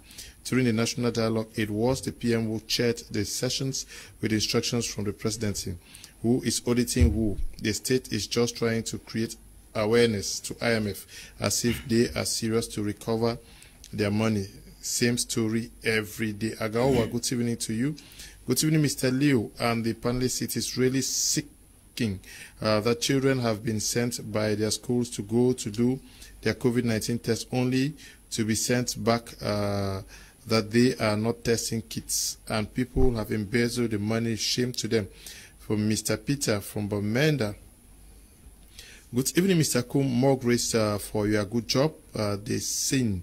Writing from Moyuka. Good evening to you. Good evening, Mr. Leo. Money embezzled by these ungrateful ministers should be recovered by assessing their properties, sell, and put it in the state coffers. Hilary Fomenki is writing from Kumba Aga. Evaristus from Bonaberi says, Bonaberi Douala says, they should be put on balançoire. They will speak before you know it. Okay. Good evening, Mr. Liu. This is Hassan from Boya. The truth is that the people governing us have no regard for the people. They are just governing us as if we are someone's garden. Okay? Good evening to you. This one says, but please, do you know? Okay. No. Mohammed Suleiman says, good evening. Suleiman, writing from Kumba, says, we need the monies back. Yeah. The young people, we all complain all the time that he says the elderly persons have not taught us the right way to go. But we have young candidates like Cabral Libi, Honorable Cabral Libi, who wanted to be president. We have had other young candidates. Why do the youth not rally behind him to also say it is our turn? Mr. Leonard, before coming to the president of the President Cabral with this situation. Like other youths, not just him. Yeah. I want, first of all, to let you people know that the problem in Cameroon, the main problem in Cameroon is not the lack of institution or the lack of policies and engage with youth. That's not the main problem in Cameroon. The problem here is the absence of the political willingness of those governing us to really monitor and implement these policies. That's the real problem. So, their policies. Cameroon even have one of the strongest policy and laws when talking about youth, because some of these policies are used by some African states as their base policies. But the real problem here, I will repeat it, is the lack of willingness of those political, the regime governing us, let me say it like that, to implement the policies and adopt it. Now, we also know that my co-panelist just said it, even about 70% of the population of Cameroon are youth, and they are the most economically marginalized when it comes to decision taking in our country. So you can even mark it. In recent years, the number of youth people have dramatically increased. The youth from 15 to 35 years has dramatically increased, and even the institutions and policies, some institutions and policies have been put in place so as to, how can I say it, to take care and implement the programs, some programs so as to train these youth. But the real problem, which is questionable, is the effectivity of these programs on the field, if I can say it like that. So you cannot come here today and try to lay the problem of youth to them, because you can say it, there are many of the youth, not many, some percentage, let me say 20% of those youths are even responsible of what is happening, but they cannot globalize these problems to all the youths in our country, knowing the people that are governing us. I make mention of some of these institutions that were put in place by the government to take care of the youth. You can talk about the Cameroon National Council, the Cameroon National Youth Council, established in 2009. We can talk about the Cameroon National Civic Agency for Participation and Development, put in place in 2012, which was supposed to give Cameroonian an avenue to participate in the building and the development of the country through projects who were supposed to be trained, because the last institution I've mentioned was supposed to train some of these youths and help them in financing their projects so as to make them in their ways to develop our countries and help in such a way that they could do. But this is not what is happening. Some of these institutions, even the selection of these youth in this institution is done how? It's not done through merit. It's done through personal connection. I was saying after training, there are about 1,000 of these youths who came out from this institution, I think from Southwest region, who said after the training, the financial, because normally the text of the institution said after the training they were supposed to benefit a rate, I think 1 million. After having a good project, they benefit from 1 million so as to finance the project. But though only those who are have some relation with the officers of the institution benefit from this financial help. So I repeat it, the problem. Before coming, I will come. You asked me the question. No, Mr. Abdurrahman. Let me finish. Briefly. Yeah. Just about you talk about Honorable Cabral Libi. Even what Honorable Cabral Libi is doing is exceptional, because few of the youth of today are believing to what he was doing. When he started this thing, few of us believed to what he was supposed to do. Even today, many of us are doubting. So, what if I can say something? Cabral Libi is a youth, and is somebody that has a good project for this Cameroon. For those who think that there's something good that can be done in this country, I think they could stand up and try and question really what this young man is trying to present to us. Yeah. Good evening to all panelists, Mr. Leo. If someone can show or mention a minister arrested for embezzlement, it would definitely be a minister prosecuted for something else but embezzlement as a crime. Mr. Ewang writing from Kumba. Mr. Leo, there are two categories of youth: those who want to make it without stress, those who are willing to make it with their sweat. Both of these categories have no trust in the government. In fact, they already long lost confidence and hope in the government. They know their own, they are their own. Okay, Mr. Ewang, good evening to you. Oops, the messages will not even allow me. Good evening, Mr. Liu. The Cameroonian youth are not the cause of their own problems, but the bad governance is the cause. Tung Betron, writing from Boya Fonge Peter, says, good evening, and thanks for hosting such a great program.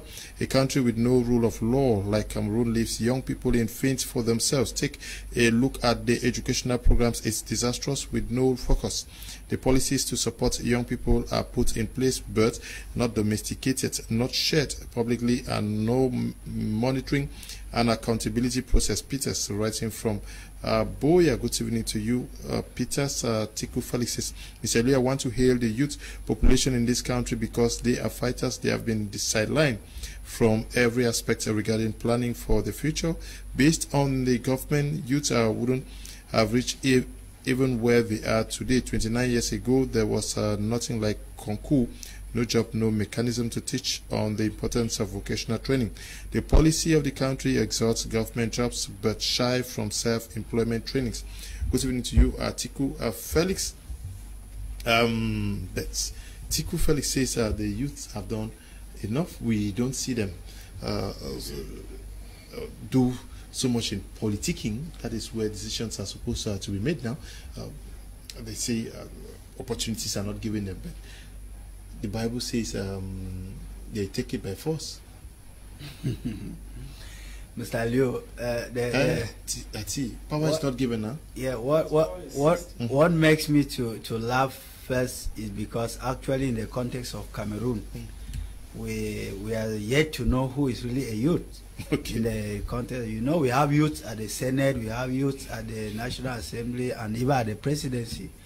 But that is not where, or the direction at which I look at, from which I look at. I think youth, are they the cause of their problems? To an extent, yes. And I will explain why. It is clear, there is no gainsaying that our government is a failed government when it comes to promoting youthful skills.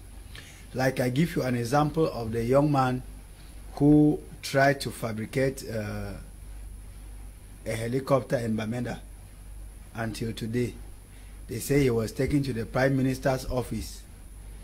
It's like he was just taken there as a photo to be watched. There, after some time, the project died down.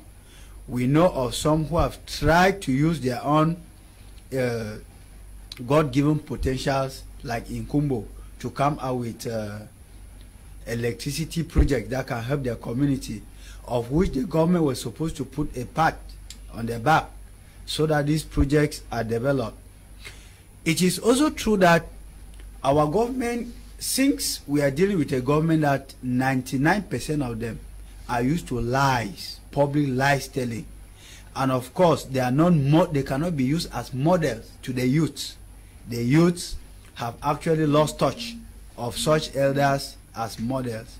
It is equally true that our government is made up of politicians who can do everything bad to get at their goals.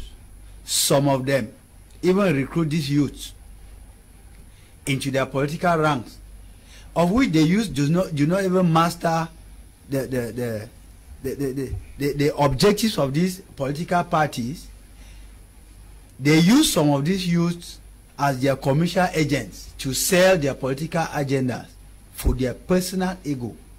And at the end of the day, these youths are not given any place of their own. But when we look at all this, we cannot lose sight of the fact that the youths have been so much sleeping on the road to their destiny. Because I don't think it is also the government that teaches some of the youths to go for scamming, which is very, very present in our midst today. It is not this government that teaches the youth to love big cars, of which they don't have the means to acquire the cars. They don't want to take one step at a time. They want to live in affluence because they are seeing other youths. Maybe you want to look youths whose parents are ministers, they can steal government monies and buy them cars. You want to just jump from your bed and become like them. Some of these youths, as I tell you, a journalist, you will bear with me how difficult it is to get 80% of these youths to even come to platforms like this and speak. Some of them can even go for 5 months without knowing what is happening in their country. They don't listen to the radio, they don't follow the television, they don't even read newspapers. And so they are not well equipped with information that can push them ahead. Some of them even missed information opportunities. I tell you, Mr. Leo, that there are concourses that they can launch in this country, and some youth end up not writing because they were not informed, because they don't go for information. So to say that to put the government at the center of this blame will be a bit biased. We have to look at it. It's a shared responsibility. And where is most of the failure of the youth coming from? We have 3 partners to blame here. The home, we call it in the educational language, the informal learning sector, where the child gets the first lessons of life. We have the school, and now we have the society, where we quite often, you know that in the years, our parents used to spend more time with us at home. But today, there are some parents that their kids see them only in the morning, and then always see them the next morning. They have completely lost touch with the happenings at home. The parents cannot even determine changes in their children because they are always absent. So I think the government is failing, we know. But the youth also need to come to their senses to know that they have to join hands and take the destiny into their hands, not by picking up guns. Information is power. If you have a youth at the age of 30 who can go from Monday to Sunday without watching television, without reading a newspaper, without listening to the radio, but playing party food, gambling every day, I think that is where the youth need to sit up. Okay, they need to sit up. Good evening, Mr. Liu. Speaking from my observation, the serious youths are made to learn that they need power to influence this government. I have very much faith and hope in my generation of youth. Tita Peace, writing from Yaoundé. Good evening to you. Peace, this one says, it should be noted, Mr. Liu, those in power have dual nationality and are not Cameroonians, hence they lack the will to valorize the potential of the youths and development of our country. Elvis Liunga is writing there from Boya. Good evening. It's Adele writing from Kumba. Good evening to you, Adele. Good evening, sir. It's Charles Bong writing from Bamenda, sir. If those ministers can be brought to Bamenda for justice, I think the government will have a good answer. Okay. I don't know what justice is in Bamenda. This is Moses from Muya. Good evening, Mr. Liu. I regret to be a Cameroonian because those ministers only think of their stomach. Work hard to become a minister so that you can change Cameroon. Good evening, Mr. Liu. I so much love your program. I'm Iyabi Kadinaisa from Guti. Iyabi, you are writing for the third time. This one says, please. Oops. Good evening to you, Mr. Liu. This is Asong from Boya. The truth is that the people governing us have no regard for the people. They are just okay. Good evening. The government have not done enough for the youth, but a big problem facing Cameroonian youth is alcoholism. Most Cameroonian youth spend so much on alcohol and little on making their lives better. Dinze, writing from Yaoundé. Yes, I was going to look at this. There are many aspects I wanted us to treat, but we are left with 10 minutes. But I want us to look at the common excuse, the lack of capital. We don't have capital, but most youths patronize entertainment joints that also we are the core clients of most entertainment joints in Cameroon.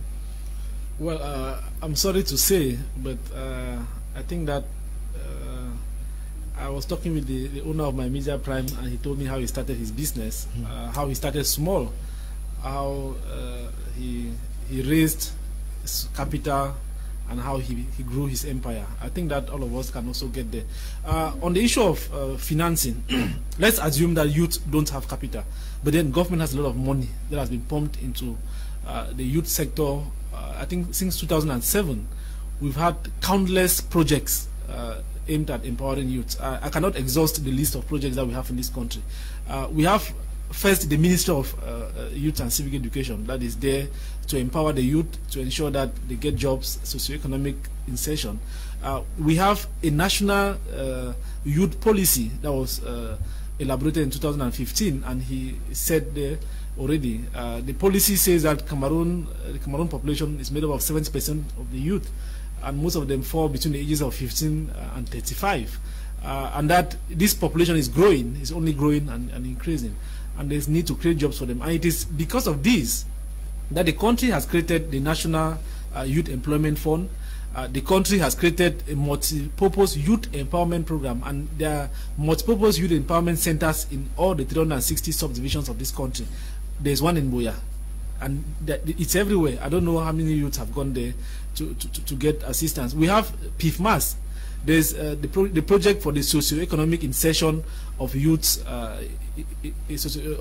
the country that was rolled out in November of 2007, and government pumped a lot of money into this for youths to come and get skills. I think it was at the beginning it was for youths in the far north, in Adamawa and the northwest region, for them to get skills and open businesses and run their lives. We have the FIT being the Rural and Urban Youth Support Program. what they call BrigadeU, that was launched in 2007, with lots of money put into it for youth to get training and start businesses. We have and this BrigadeU project was hatched when Cameroon qualified as one of the poorest countries in the world, the poorest and most indebted country in the world. We remember the highly indebted poor countries initiative they picked when Cameroon qualified, and their debts were cancelled. They were supposed to use this money and pump back into the economy, and they put some of this money into the rural and urban youth support program, BrigadeU. And we also have what is currently going on, the 3-year youth support program that was launched by the head of state. I think 102 billion Fcfa that is at the disposal of youths who, if they want to empower themselves, I think the head of state said 1.5 million youths are supposed to be to benefit from the program, and 500,000 youths every year for 3 years to benefit from this program. And these programs are to empower youths in the domains of craftsmanship, of livestock, of agriculture, and digital economy, among others, so that they can survive without thinking of writing concours. Because the problem we have in Cameroon is the concours mentality. People read, they go to school to pass exams. When they pass exams, the next thing is to register for concours. When they register for concours and what they call grow loan camps, they collect loans from banks and they go abroad. We've had civil servants who have died in the wilderness, going to Italy, struggling to go to Spain. Others have died in Latin America because they want to go to America. And most of us youth feel that the civil service is a heaven. But then we have seen today that the civil service is not the heaven that some of us used to think it was. Because if it is heaven, why would somebody go and die in the desert when their principal or their discipline master or their vice principal in a school, a government school in Cameroon, they prefer to leave that job and go and die elsewhere? Why will somebody be a civil servant and prefer to be a ghost worker to collect money when they are not working anything? They stay abroad. So it means that there is money in the informal economy, there's money in the corporate world, there's money in the private sector, and government. Those who are saying, you asked about capital. Those who say there's no capital, for now, as I know it, the head of state gave 102 billion to add to the many programs, the BrigadeU, initiative. We are not seeing the money, except you can tell the youth to. No, I remember, I think in 2014 or so, that the National Civic Service Agency for Participation in Development camped some youth in Tico. I think at Crise the King College, they camped the youths. They trained them on patriotism, that they should be patriotic, love for country, and also gave them skills. You know how the civil service agency works in other countries like Nigeria, neighboring Nigeria. They empower them to love Cameroon, to want to die for Cameroon, to want to stay in Cameroon and develop it.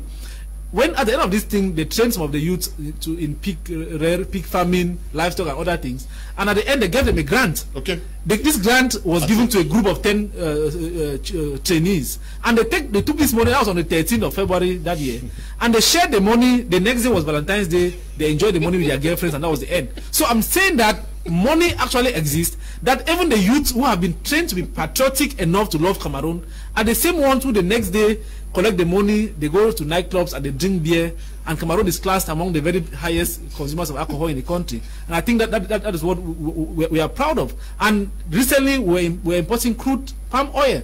Cameroon importing crude palm oil. When we have fertile soils everywhere, when we have the possibility of farming palms and milling or even selling the fruits to CDC or palm oil plantations and other concerns that have mills that can buy these fruits. Yeah, so I think that in terms of capital, the capital is there. Okay, yeah, very briefly. Yes, let me just cue in. Yes.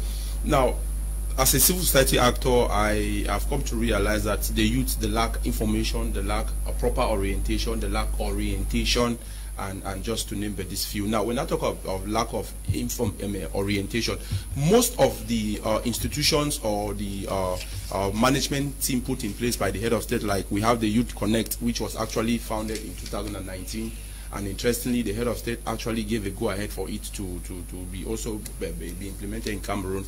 Now, the challenge here is most of these things, once they are created, these institutions, those who are managing it bring in their family members whom sometimes are not even interested in it. and the youth who are interested are not informed about it. Because whenever there is a project like Project you write a project and you submit it, and the next thing you realize that somebody who had not even written a project, if you were to look at his or her project compared to yours, was actually giving that small money, that 1 million or maybe or so for that purpose. But the truth is that most of the young people, they have a problem of their own, and the problem is that they tend to believe that because of the mismanagement engine of the state and non-accountability of what is given to them, this is where we find ourselves. So the government still has a responsibility to ensure that by their action, because when most of this money is given, I remember I have a friend who benefited from the project, and he embezzled the money. He did not even invest that money, but it was given to him. Yes, you get. So others who do not know, most of these things when they are launched, they inform people from just within, and those who really are in need of these things, they do not get them. So I want to believe that if the government or the local authorities would take it upon themselves, this is where I said it some time ago. Please just give me 1 more minute. I said it some time ago that if some of the parliamentarians will go back to their constituents, even develop questionnaires to understand what is happening on the ground, most of these problems will be solved. But most of them they fold their arms when the 3 million francs which is given to them to manage also, they will go buying bags of rice to distribute to the people, which is not really the problem the youths are facing. Okay, we are out of time except Mr. Andrew. Well, vous avez oui, 30 secondes. Oui, 30 secondes. Monsieur Léo, ce problème des jeunes au Cameroun nous écoeure. Nous avons ça à cœur. Nous sommes tous ici sur ce plateau jeune. Nous voulons et nous demandons très sérieusement au gouvernement d'arrêter de nous créer des institutions qui ne nous servent plus à rien. Il y en a tellement qui ont déjà été créées. Mon confrère l'a cité et j'en avais également tellement à citer. Ils doivent tout simplement implémenter des résultats venant de ces institutions. Ils doivent tout simplement revoir l'organisation de ces institutions et mettre en exergue tout ce qui est sous les tiroirs pour que les jeunes au Cameroun puissent avoir une place. Et qu'aujourd'hui, j'ai également un message à l'endroit des jeunes au Cameroun. Nous savons les qui nous gouvernent, arrêtons d'attendre de ces gens, prenons notre destin en main, essayons de faire quelque chose. Il y a encore des sueurs d'espoir. Donc, plus d'une minute déjà. Oui, de toutes les façons, nous allons arriver au bout du tunnel. Croyez au projet de société d'un Cameroun qui protège et libère des énergies du PCN. I think l'honorable Cabral. Effectivement, le PCN c'est l'honorable Cabral. Okay. Well, Mr. Leo, I think that when preparation meets with an opportunity, it gives birth to success. Youths, take your destiny into your hands. And to the government, give the youths their own place. Let their voices count in decision making in this country so that things can move on. Okay, good evening to you, Ezwa Kizito. Just call so that we can discuss after this program. This one says, I'm Hilary from Boya. It seems Mr. Tilarity believes in this government so much. If COVID-19 money has been embezzled by those same ministers, what more of 1 billion from the head of state to assist the youths? Okay, this one says, Mr. Leo, good evening. A wonderful program going on and so educative. My own contribution is that they should put age limit in drinking habits in Cameroon. Edwin from Bomenda, that will help the youth in this country. I think we should do a program on this drinking habit. Good evening, Mr. Liu. I like your outfit. Please tell my brother that patriotism is not thoughts or forced on people, but it is the sense of belonging, one love for his nation, which is not forced. Gilbert Neba is writing from Douala. Good evening, Mr. Liu. How can the youth be empowered positively when religion is being excluded as a relevant subject? Tung Betran. I'm not sure it's I did religion. I think the government is putting in good money to empower the youth, but my problem is that the government needs to change or improve in their communication strategies to reach out to the youth using all the media outlets. Mr. Bean, you are doing a wonderful job by speaking for Cameroon. Information is hidden in Cameroon. The government needs to invest in communication. Congrats to all the panelists. Congratulations to you too, Mr. Governor Simon, doing a lot for the media world out there in the southwest region and Cameroon. Good evening, Uncle. Good evening to you too. Good evening, Mr. Leo. I'm Tita Apollo, writing from Yaoundé. I just want to appreciate the impact towards the youth through your media. Okay, thank you very much, Tita. We'll continue doing that. Good evening, Mr. Leo. I'm very sorry with this the state of things in Cameroon. Good evening, Mr. Leo. Good evening to the panelists here in Cameroon. Embezzlers are protected by the government. Name me just one minister that has embezzled government money and said money was recovered. None. This is Kidze Julius Ibui, writing from Douala. This one is talking of not getting informed on job opportunities. We should know the youth change because the information sector has proven weak and false. Okay, please, you have to continue. We have to end here. We say thank you to you, Atia Tilaris, for answering present for today's edition of the program. Thank you, Leo. I want to say that the youths have lost trust in the government, and government needs to communicate to prove itself that the youth can once more trust them. And particularly for youth in the northwest and southwest regions, they should take the opportunities. Because I remember the Minister of Youth Affairs was embarrassed in Bamenda that the mayors told him that those chosen for the Youth Connect were not of the region, that they were youth from elsewhere that came just to collect the envelopes. And I think the youth in the regions should rise up and apply for these grants, so that if they don't get it, we know that it's part of the marginalization agenda. Okay, thank you very much for coming. Thank you very much, Mr. Leo. I want to thank somebody whom I admire so much in training the youth. We have Prof. Ernest Moliwa. I think he's actually so committed in training the youth. Yes, I think he's doing a great job with the entrepreneurship course in the University of Boya, where so many youths do testify to me that their lives have changed and he's changing lives. Okay, thank you to you, Mr. Abdurrahman, for coming. Thank you, Mr. Leonard. It would sound strange. I would like to invite all the youth. We have said here that it's 70% of the population of Cameroon. We have the destiny of this country in our hands. I want to invite them into go and register in an electoral list, so that the next time we have the opportunity to throw these people out, let us throw them out. Mr. Ndium, thank you for coming. It's always a pleasure, and thank you for giving us the opportunity. Okay, we also want to say thank you to you, Desmond and Eli, Bertrand, Noel, and you all who took time off to watch this program. Thank you, David Tambe Bryant, who is supervising the work we do out here. Stay blessed. Bye-bye.